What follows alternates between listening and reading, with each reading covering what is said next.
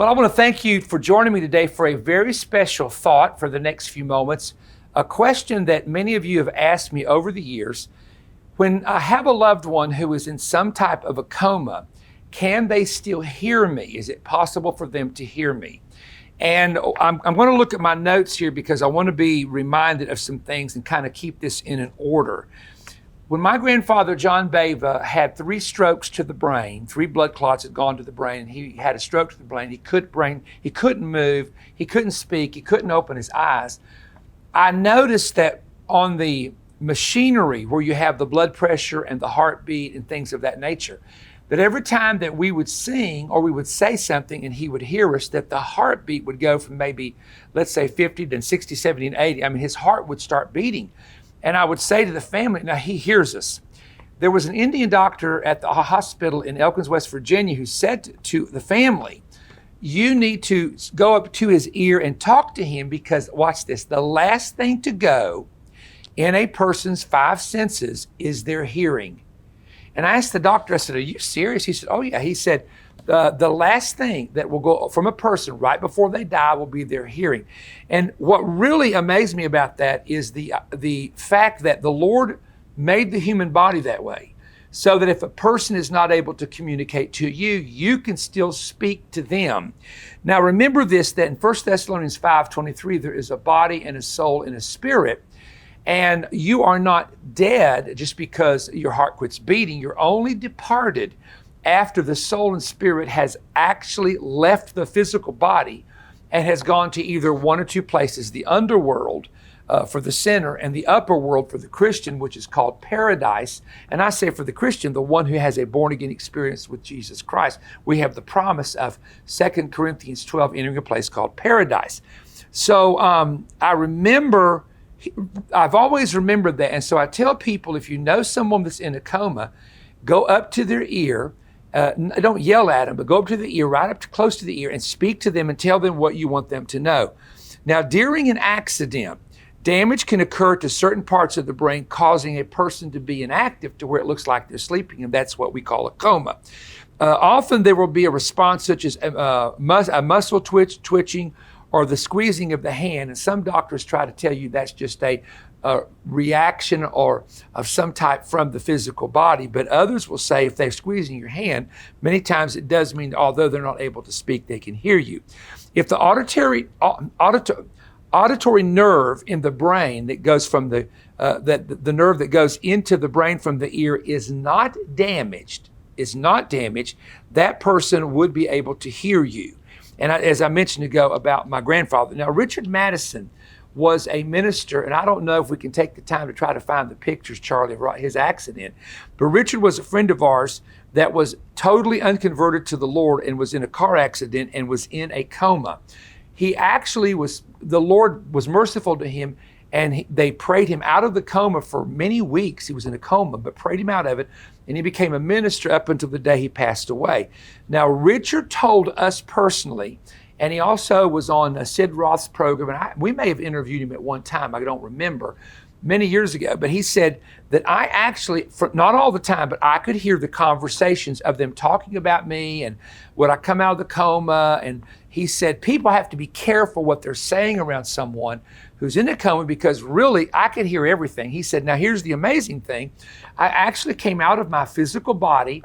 I heard my mama's voice, and although I couldn't wake up and I couldn't move, I mean, he was broken all over from the accident. He said, I came out of my body and went to a chapel in the hospital. My mama was in a blue dress praying for me and put my hand on her shoulder. And of course, she couldn't see me. And I was saying in my mind, Mama, it's me. And he said his mama all of a sudden turned. So when he didn't see him, but when he came out of the coma, he asked his mom, was she ever in a blue dress in the chapel? She said, yes, I went down there to pray for you. And she said, I felt a very strange presence come in the room like someone was watching me, and I turned, but there was nobody there. That's a pretty interesting story, isn't it? The one thing that he later said shocked a nurse was that he was in the coma during New Year's Eve, and a nurse wanted to go to a party, and she was cussing him out. You stupid so-and-so, I got to work overtime to stay with you, and you're not even awake, and you can't even talk, and you can't even hear. and heard everything she said, and later told that nurse, "You're the nurse because I know your voice," that was I was in the coma cussed me out. And needless to say, it really shook that nurse up. Now, going back, can a person hear? Once again, if that particular nerve that runs from the ear to the brain is not damaged, and the person's soul and spirit is still in the body, absolutely, they can hear you. So, number one, you be careful of the conversations. Number two, if you're praying for them, you speak very positive around them. And if they're not converted to the Lord, now listen to me, this could save somebody's eternal soul. You go to them, whisper in their ear and say, "I know you can't talk. I know you can't respond. But in your mind, in your heart and mind, I'm going to pray for you and you agree with me."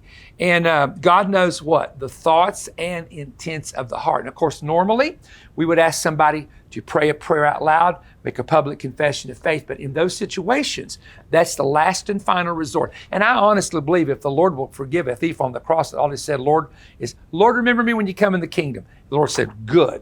And it's about faith from the heart and believing from the heart. That's what God looks at. So I hope this encourages someone. And I have done this on several occasions with people that were not conscious. In fact, my mama went to be with the Lord recently, and her heart quit, and they brought her back with the shock paddles, and they said, "Come and see her, come and visit her. She's on a vent. She can't talk. She can't speak or anything." But we stood right in that room and gave her our last words of how much we care about her and how much we love her. And if the soul and spirit was still in the body, I absolutely know and believe she heard everything that we said. And sometimes right before death, the soul and spirit is known to hover out of the body about the moment of departure. And sometimes, now these are from testimonies of people, hundreds of testimonies I've studied. They can hear the conversations taking place. So this is for someone watching me, and maybe it's for someone that down the road will remember it. But always remember, God lets hearing go last so that you can tell them, I believe, that you love them, and you can also tell them if they need it, the plan of salvation.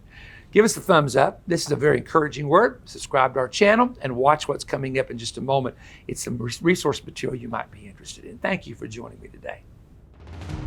Please give me your undivided attention. Many months ago, I began to hear secular economists announce a new global reset was coming. That's when I heard this phrase in my spirit, the American apocalyptic reset. For several weeks, I woke up early and began receiving a series of stunning prophetic downloads that I penned and now have placed them all in my brand new prophetic book, America's Apocalyptic Reset. This book is a must-read for all Christians, for all of those who love Bible prophecy, for conservative Americans and American patriots.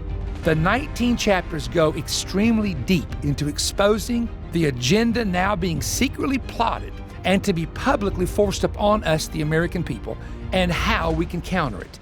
I discovered some very stunning ancient prophetic parallels and patterns, some that go back 4,000 years, that are repeating themselves in the United States right now. I deal with America's great BABEL reset and the planned persecution of Christians, America's self-curse that will eventually bring judgment upon the nation, the coming Jezebel clash, the woman who will be president, how she should react and wisely resist corrupt governments. I reveal the unique Silicon Valley parallels and also go into the plans to bankrupt, then reset America economically. Also, I talk about how to function when the church must go underground. I received a very unique revelation concerning President Trump and a pattern that's found in history. There's a chapter also that I deal with how did the prophets get it wrong, and so much more. Ladies and gentlemen, this is probably the most significant prophetic book in the history of my ministry, especially in the time that we're in. But that's not all. I'm also including my most recent inside information prophetic briefing on 2 audio CDs. It's 2 hours in length, and I will release detailed information that I cannot, and I want you to hear me, I cannot nor will I share this on social media or on television, as absolutely in the climate that we're now in, a lot of this information would be targeted for being blocked and banned if it was made public and not done in this private setting that we're doing it in. These 2 hours contain biblical, political, national, and international revelation and information that I am sure that many of you have not been aware of. It is for truth lovers only. I want you to order right now this prophetic resource package, my brand new book, The Apocalyptic Reset, and the 2-hour prophetic CDs by going online at perrystone.org or calling 1-888-21-BREAD, or write me at Perry Stone, P.O. Box 3595, Cleveland, Tennessee 37320. Now, we're making this available for your donation of $35 or more, and you can request the offer APR-140. That's APR-140. I'm going to unmask the radical globalists and individuals who have set out to oppose and silence Christians, silence patriots, and shut the mouth of conservatives. And we will show you in the book what we can do when we unite together. We are looking forward to getting this into your hands.